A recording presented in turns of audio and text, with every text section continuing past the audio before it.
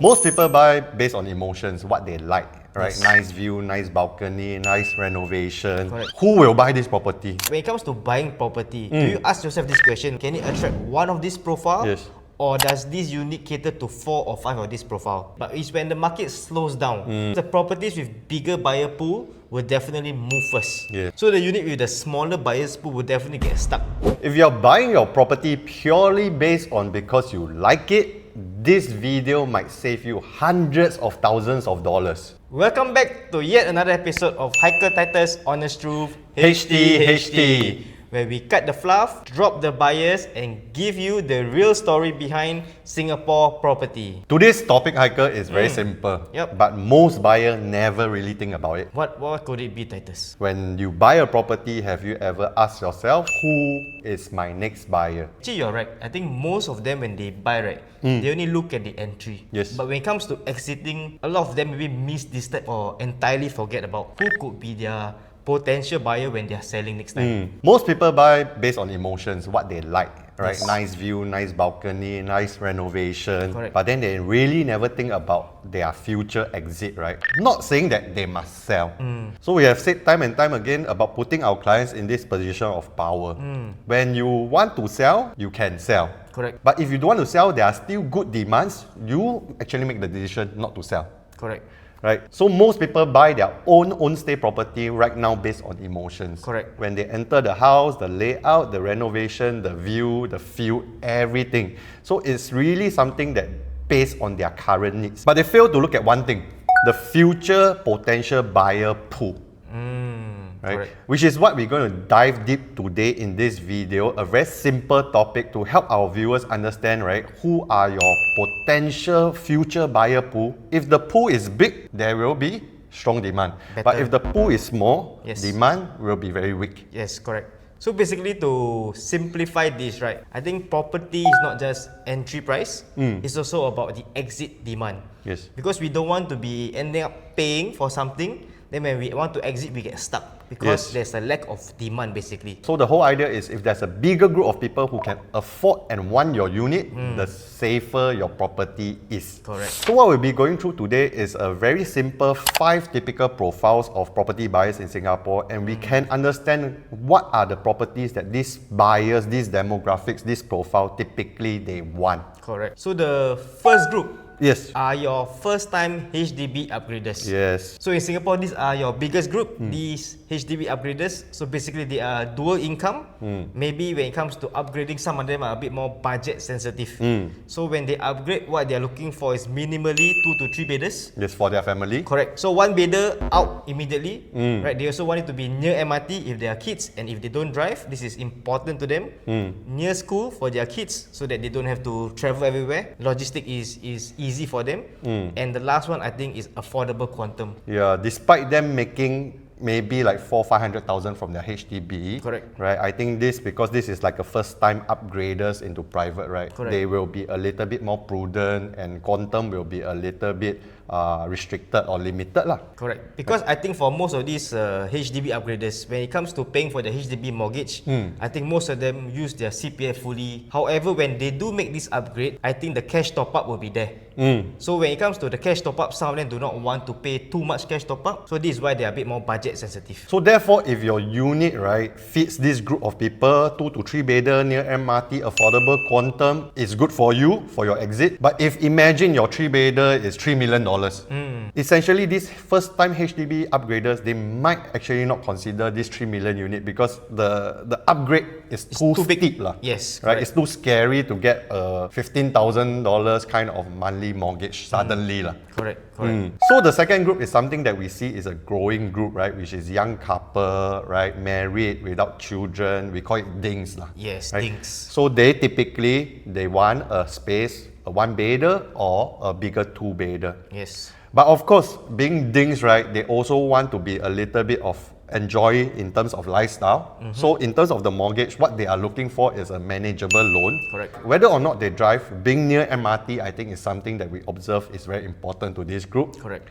And of course, lifestyle lah. Because 2 of them having this income, they might actually be looking at areas that offer a little bit more lifestyle rather than like schools, because schools to them not so important mah. They don't care. Yeah, so maybe more of like where the amenities is, how the vibes and feel of the place is. So if your one bedder unit, let's say for example, is 900 square feet, right, at a very, very high quantum, the question we must ask ourselves is how many young couples can afford this lah? Not many lah. Yeah, and even you have a 3-bedder, let's say 2.5 million, very fairly priced, but to them it will be kind of a little bit overkill lah, because two of them stay in a 3-bed, 3-bath kind of unit, 1,200 square feet, right? A bit too excessive. Correct. Maybe it's not saying that they cannot buy, but maybe it's not the first choice they might consider. They might consider a 2-bed, 2-bath, Correct. right? Or a small 3-bedder. Yes. Correct. So I also want to add on also, because I think for these young couples, because I think work from home has been quite prominent. Yes. Right. So I think with regards to them, usually they do want to have at least 2-bedder as well. 2 plus study also good. Yes, correct. So that one room is purely for sleeping, the other one they use as a study basically. Yes. Yeah. So maybe like I say, also 1-bedder for them might not be the best option,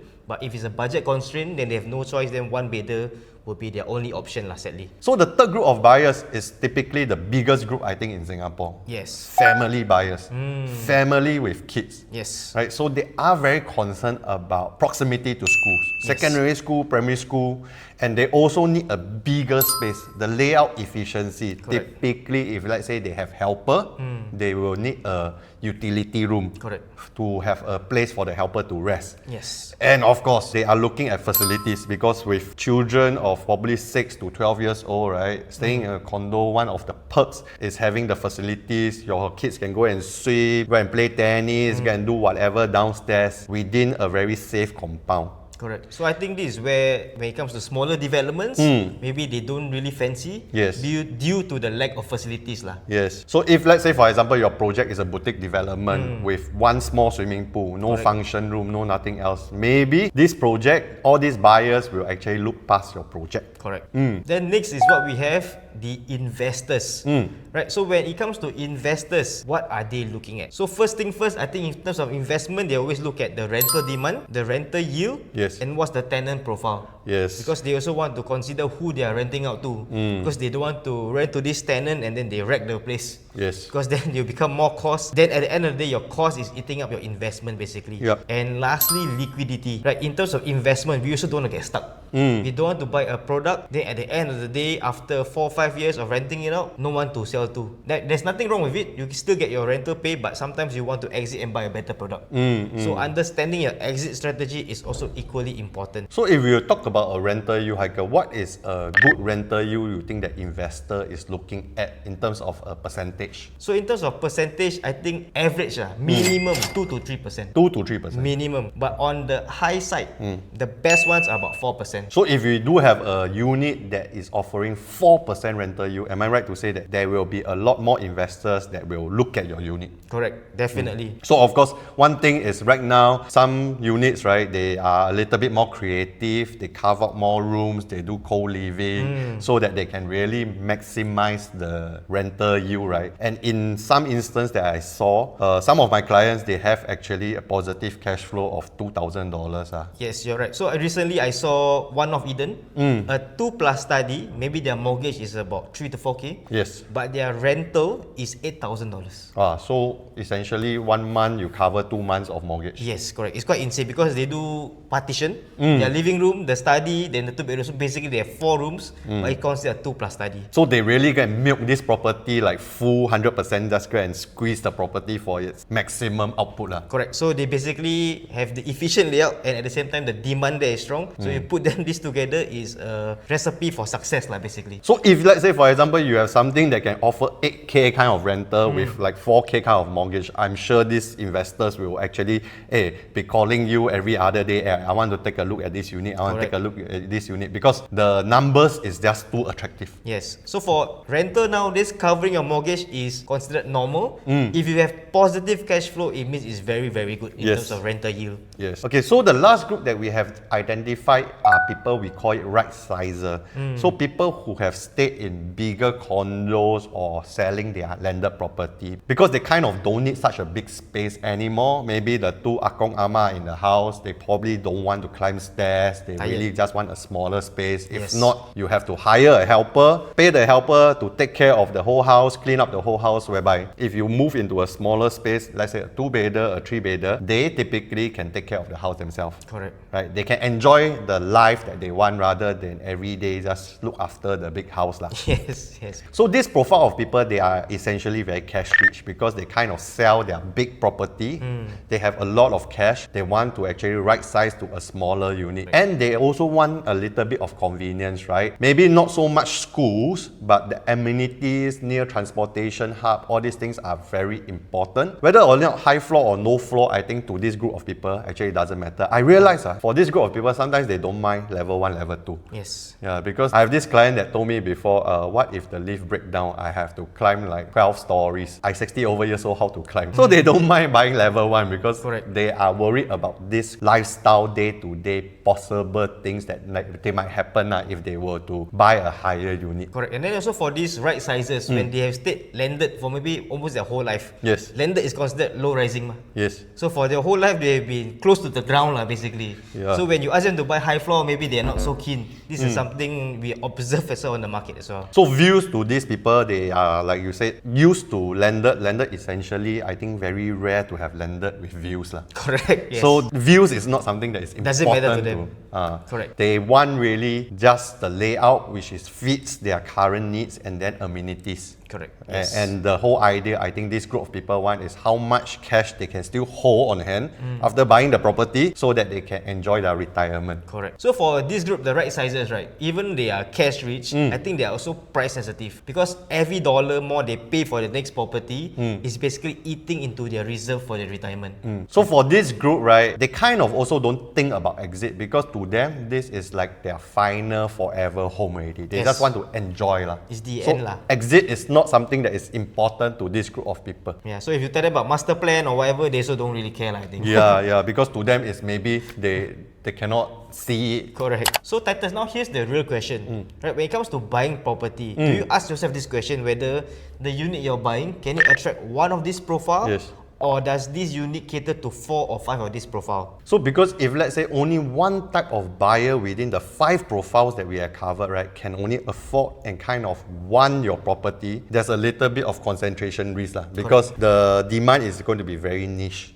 But if your property can cater to 4 or even all 5 groups, right, you are actually very, very safe. Yes. Right. I use my own example. Right now we are staying in a 2-bed, 1-bath. Right. And then we knock down 1 bedroom to become a walk-in wardrobe. Yes. Who will buy this property? Lesser pool of buyers. Singles, couple. Yes. Right. Couple with 1 kid, probably also out. Yes. Family with 4 or 5 with helper, out. Right. Right sizer, maybe they might consider, but akong ama, will they like walk-in wardrobe? Probably no. Out. So for this property that I'm experiencing, I have to really go and find the correct kind of buyers to actually get and buy over the property. And the truth is, this group is small. That's why also there has been some challenges in terms of the marketing. So when it comes to exit, I think you still can exit, but maybe it just takes a longer time when it comes to marketing because you do have to find the right buyer, definitely. Before we end the video, we just want to give 2 examples to help our viewers see clearer about what we are trying to drive the point in this video.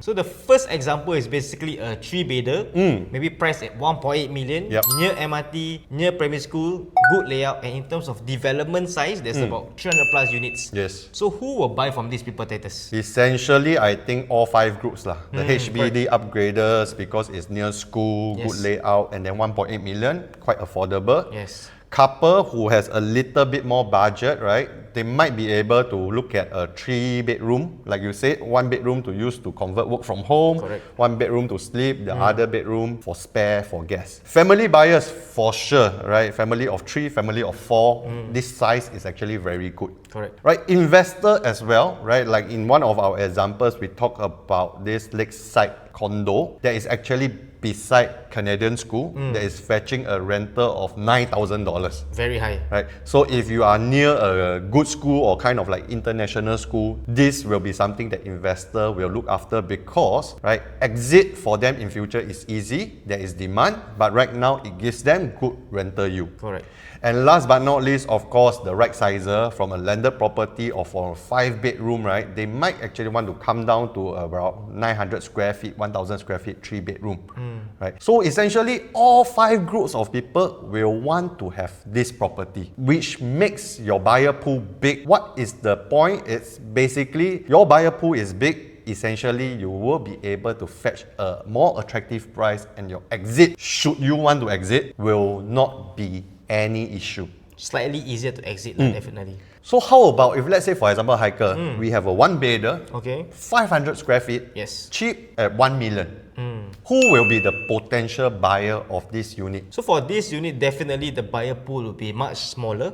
So definitely this will cater to singles, right, or couples, and then lastly your investor group. So right off the get-go, you can tell that this is applicable to the smaller group. So when it comes to exit, it might be a bit harder for this 1-bedder that is at 500 square feet. So it's actually family of 3, family of 5 with helper. All these people, they won't even consider, they won't even look at this unit because Correct. it's totally out. Yes. Right. So I think in the property market, we have seen the past few years where the price keep going up. Yes. Because it was a bull run. So every unit will move up in price. Yes. Right, definitely. But it's when the market slows down is where we want to be more conservative Yes. and understand which property to buy. Because the properties with bigger buyer pool will definitely move first. Yes. So the unit with the smaller buyers pool will definitely get stuck. So when it comes to selling, they might take a longer time frame, maybe 6 to 9 months before they can exit from their property. Because we also don't want to always look at a good case scenario of market being good. We also have to prepare the case of, at the point of time you want to sell, what if market is not good? Are you able to exit fast and according to the plan? Correct. So the next time that when you are going to see a unit, right, instead of telling yourself, wow, I like this, I can envision myself living here for the 3 to 5 years, which is nothing wrong. We would like to encourage viewers out there to ask yourself this one more question. After me, who else will like to stay in this unit? Correct. Because essentially, yes, you are buying a home for yourself, but also you are buying your potential future exit. Correct. So if you are planning to buy this year in 2026, the year of the horse, but not sure whether your target property has a strong future buyer pool, let's sit down and let's have a talk. Right. Yep, scan our QR code. Right. So before viewing 20 units, we want to map the demand first, then we choose the property. Right now, our way of doing things is very different from the traditional way, right? Correct. Instead of seeing the property after property, right? Because we realize that a lot of buyers see the property already, they like, then they have a little bit of reservation because they are not clear actually why is this property deemed good. So what we like to do is always the reverse. Yes. We sit down, we go through the framework, we go through why or what makes a good property. Then from there onwards, we go and see whatever falls into the category. Yes. Then very clear when you see something that you like, you know, wow, this one I like, I can stay here. I know my exit potential is going to cater to 5 groups or 4 groups of people. This price is safe. You can act more decisively. Correct. So it's like we reverse engineer your exit plan basically. Yeah. So that's all we have for you in this episode. Do continue to like, share and subscribe our content. And if you do enjoy such things, do share with your family members and friends. And then scan our QR code if you have any questions. Thanks for watching another episode of Haikal Titus Honest Truth. HTHT. We see you in the next episode. Bye. Bye.